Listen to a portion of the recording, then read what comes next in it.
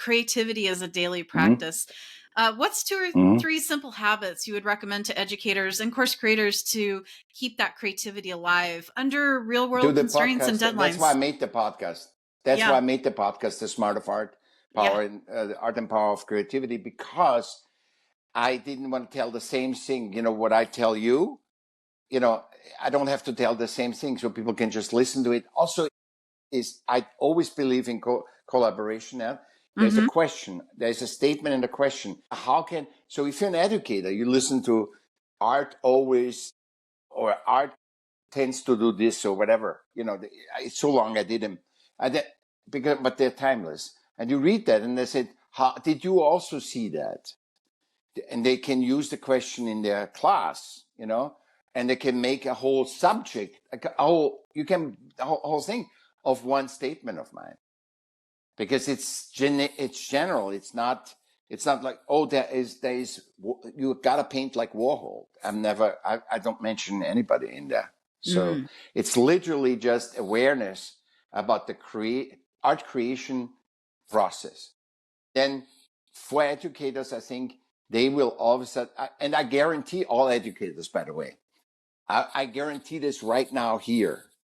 So you can think, when they go through the questions, Mhm. they will at least quintuple their enjoyment of art. They will find why they chose art, consciously or unconsciously, to teach art or design or whatever. And they will be empowered, seated, and will create unbelievable write books and whatever, because all of a sudden their context fits together. Like what Right. you experience with me right now, this is this Right. is the next best thing. Exactly. Yeah, because I became it's kind of interesting how, I can bring this to life because how I evolved as a creative Yeah. professional. I went into instructional design, then I started, maybe let's see, I've been doing this for almost 15 years now. So I've been teaching for 4. So 11 years into that, I decided, I had the opportunity to teach, and I've been doing that. Then I started the podcast, and now I'm almost done writing my first book that See? was inspired by the podcast. So See? it's amazing how that creative Yeah, it's spark just just keeps one art. It's going. not the end. Oh, Exactly. see, the thing is, the artists think that often, because I thought it, and I talked to a lot, and they say, oh, if I had, this is what I thought, if I had the cover of this magazine, which I had, I don't need to worry about making money. If I have my exhibition on the international airport, I will have it. If I work with Robert Evans, on the class of Robert Evans, I will have no problem. We are so conditioned to the wrong way to succeed, versus keep doing what you love. Keep doing what you love. Right. That's better than, if I have that, I don't need to worry about it. I Yes. know that super thing that they were not extended, or they were not, they want a tenure teacher.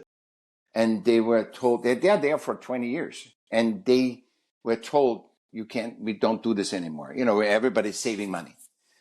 And a whole group of 5 or so, they were standing in, like in a Wow. brick wall.